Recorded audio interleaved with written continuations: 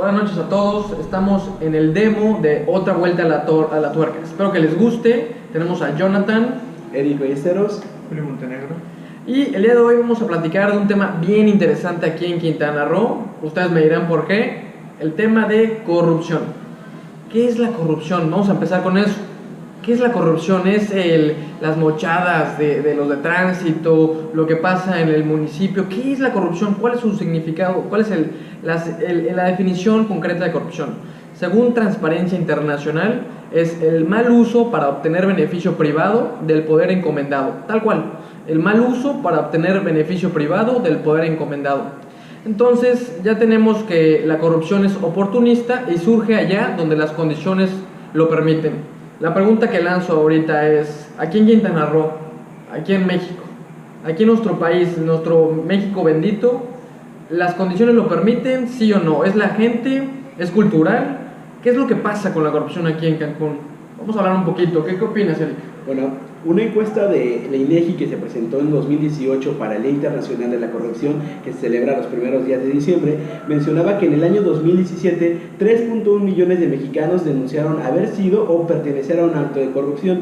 Que eso quiere decir ¿Cuánto? que 3.1 millones de mexicanos, es decir, casi un porcentaje del 2% de los mexicanos han vivido desde el lado corruptor o desde el lado de la víctima de la corrupción. Que yo lo veo muy pequeño ese porcentaje. Es el porcentaje de personas que contestaron la encuesta del INEGI. Okay. Y esa encuesta también determina en qué estado se practica más corrupción. La Ciudad de México tiene un 20% de la encuesta, pero también destaca que de todas las personas que contestaron la encuesta, 17% viven en Quintana Roo. Es decir, que nuestro estado es uno de los más corruptos del país.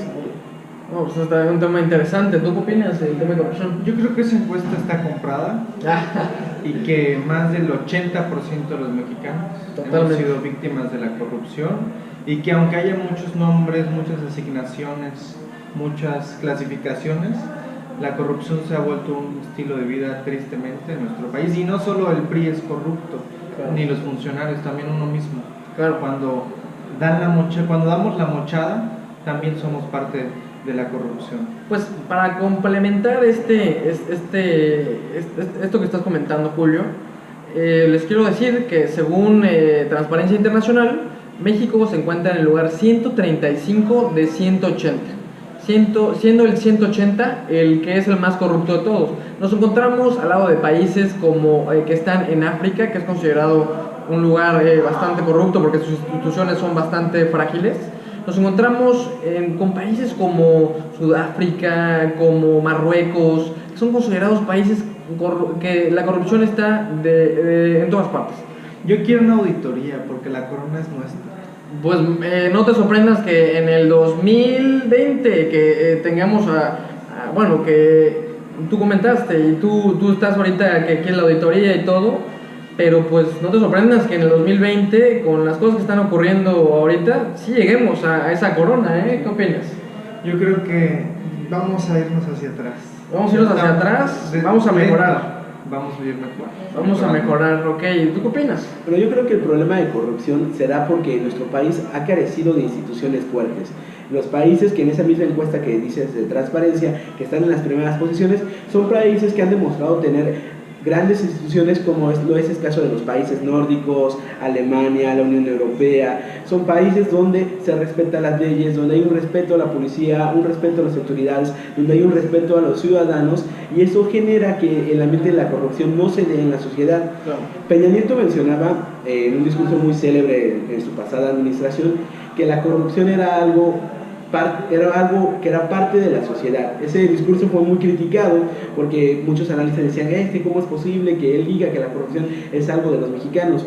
Tristemente, eso se ha vuelto parte de la conciencia del mexicano, pero no porque sea parte del ADN del mexicano, sino que es un adorno más de lo que está viviendo esta realidad surrealista del mexicano. Recordemos frases que cuando éramos niños escuchábamos muy seguidos: el que tranza no avanza, ponte la del Puebla. Todos esos tipos de frases crearon una generación, la de los 80s y la de los 90s, que veía la corrupción como el método de aspirar a un mejor nivel de vida. Creo que lo que México necesita para comenzar a combatir la corrupción son instituciones sólidas y mecanismos que puedan funcionar para combatir a la corrupción, porque la corrupción es solamente el problema de una enfermedad de México, que es la impunidad. Sí. Como no se castiga a la gente que comete delitos, se genera la corrupción. El problema se tiene que atacar no solo atacando la corrupción, vale la redundancia, sino que yendo directo a la raíz del problema, la impunidad.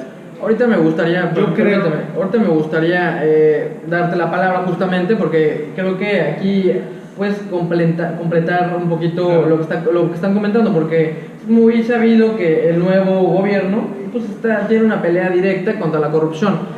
Pero para completar tu idea, ¿qué es lo que hace que se acabe la corrupción? Según este mismo análisis, es instituciones más fuertes, mayor transparencia en los trámites y menor desigualdad en los ingresos, y por tanto también menor tentación para saltarse las normas. Esto es lo que hace que acabe con la corrupción. ¿En México lo tenemos? No. Y pues por eso le cedo la palabra a Julio para que nos comente un poquito de qué opina de la estrategia del gobierno federal de acabar con la corrupción. Eso de voy a barrer las escaleras de arriba hacia abajo. Yo creo que la corrupción se va a acabar el día en que empecemos a tener y a votar por políticos con valores, con principios, y que se hayan escaneado antes de postularlos. Una manera padrísima de un partido muy bonito es no mentir, no robar y no traicionar. Eric argumentó muy padre, muy institucional, sí, lo que es, pero para que el pueblo lo pueda digerir, yo creo que la corrupción se acabará cuando dejemos en plural de mentir, dejemos de robar y dejemos de traicionar, porque esos son los tres pilares de la corrupción. Comentabas algo interesante, que cuando votemos por políticos que no sean corruptos, vamos a dejar el tema de la corrupción. Pero, ¿y si el sistema en sí te vuelve corrupto? Les voy a dejar esta pregunta al aire. ¿El sistema es el Por eso corrupto? queremos gente con principios, para que no vaya de aquí para allá, no moldeable. Gente con un criterio propio, que sepa qué quiere y a dónde va. Me parece bien. Y voy a poner una piedrita aquí. ¿Qué pasaría? ¿Qué pasaría contigo? Descalzo la voy a brincar si tengo principios. ¿Qué pasaría contigo? Vamos a poner un ejemplo. La paso descalzo. Déjate pongo el ejemplo primero. Ya sé. Piedritas, tres supongamos que te dicen el día de mañana, oye, Julio, fíjate que pues necesito que te robes esto, porque si no, pues voy a tener que matar a otros papás. Así voy a poner un ejemplo muy claro, muy conciso y drástico, vamos a decirlo drástico. Pero quiero saber qué opinarías en ese... ¿Qué harías? Buscaría el bien común sin que maten a mis padres y apartándome de ese camino y ese lugar que me lleva, aunque no esperaría tanto. Toda relación laboral o de cualquier tipo tiene focos rojos, sí, y en el primer foco rojo hay que darse la vuelta. Claro, mira, lo pongo como drástico esto porque... Pero no llega de golpe, hay focos rojos. Me queda claro, hay focos rojos. Y una vez que vas ascendiendo, más focos rojos vas a ver ahí. Yo no haciendo. No, me refiero en el panorama político, Julio. No ascender, tienes que ascender en el panorama político. No me refiero en cuanto a un cargo o sí, sino, a ver, en el apoyo a la gente. Mientras más gente te conozca y más gente puede llegar contigo con los poquitos rojos, ¿qué va a pasar en ese momento? ¿Tu pregunta cuál es? Mi pregunta es justamente lo que te decía.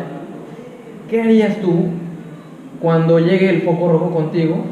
Y tú dices, bueno, trataría de mediar, ¿no? Eso es un tema ahí interesante, pero ¿y a qué voy con este tema, con esta pregunta?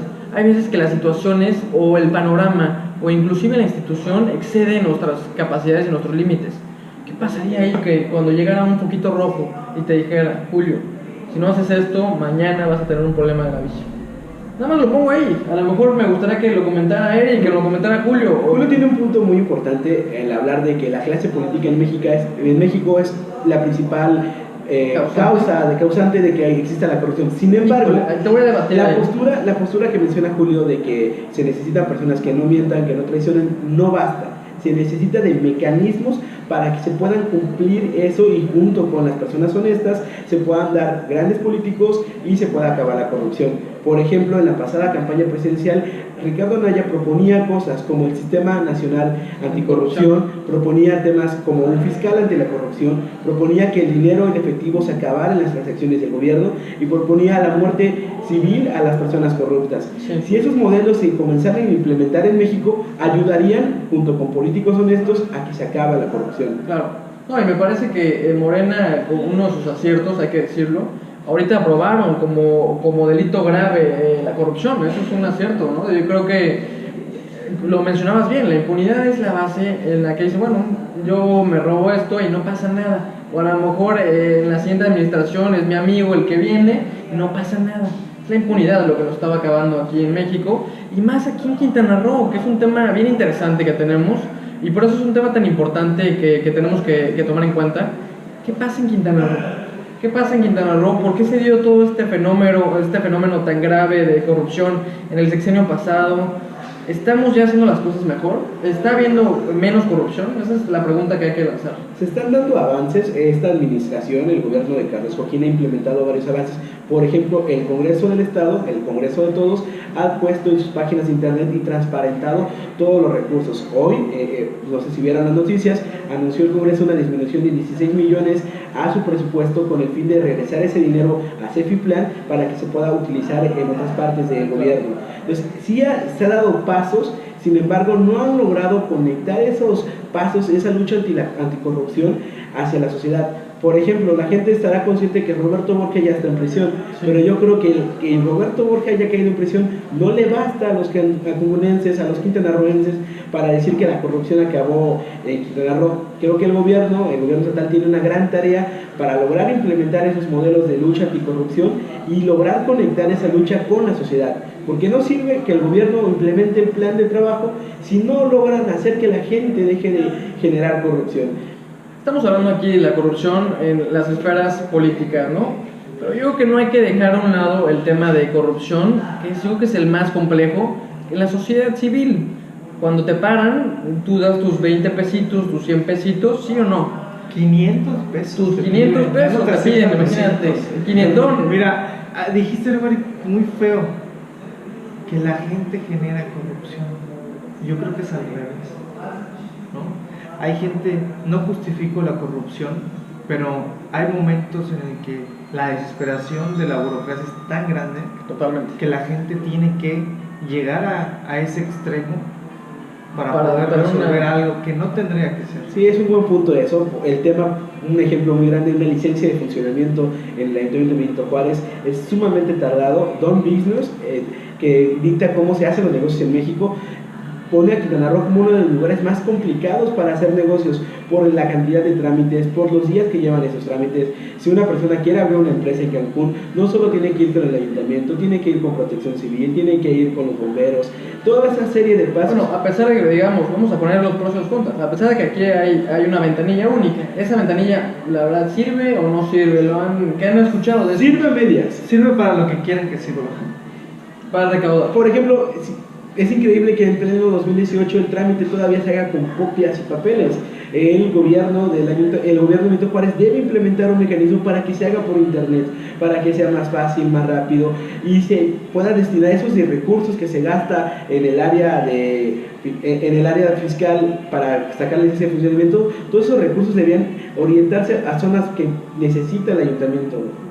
Muy bien, Eric. ¿Alguna otra aportación que quieras comentar con el tema de corrupción? Realmente que en Cancún se puede acabar si se agiliza la forma de hacer negocios y también si se genera una política para que la sociedad sea consciente. Estamos muy cercanos a la avenida Bonampak, sí. Es una avenida donde todos los días vemos a los tránsitos esconderse de la gente, para que la gente que va con prisa a las oficinas suba la velocidad y los puedan montar. Son cositas que van ocurriendo, pero que se vuelven parte del día a día, y creo que con una política de comunicación social donde se complementa a la sociedad y al gobierno para cambiarlo, se puede empezar a abatir la corrupción. Sí. Yo creo que la corrupción es una bola de nieve que va creciendo y va a caer sobre nosotros o sobre nuestros hijos, y que así sean 300 o 400 o 500 pesos los que tengamos que dar, es mejor ir con una autoridad mayor y exhibir lo que está sucediendo. Si alguien nos está pidiendo la mordida, exhibirlo porque sangra. La corrupción puede costar vidas. Sí, y terminamos este espacio con una reflexión de un servidor. La corrupción es cultural. La corrupción, ¿qué es la corrupción? Es de todos los mexicanos, como lo mencionaron en el pasado. Yo me quedo con una reflexión muy interesante. Para mí, la corrupción es una enfermedad, es un cáncer que nos está ganando la batalla. Ya tenemos la cura, que son instituciones fuertes, que son leyes que nos apoyen, que son principios y valores. Vamos a aplicarla, vamos a ganarle la batalla a la corrupción. Es una batalla fuerte, pero con su apoyo lo podemos lograr. Muchas gracias.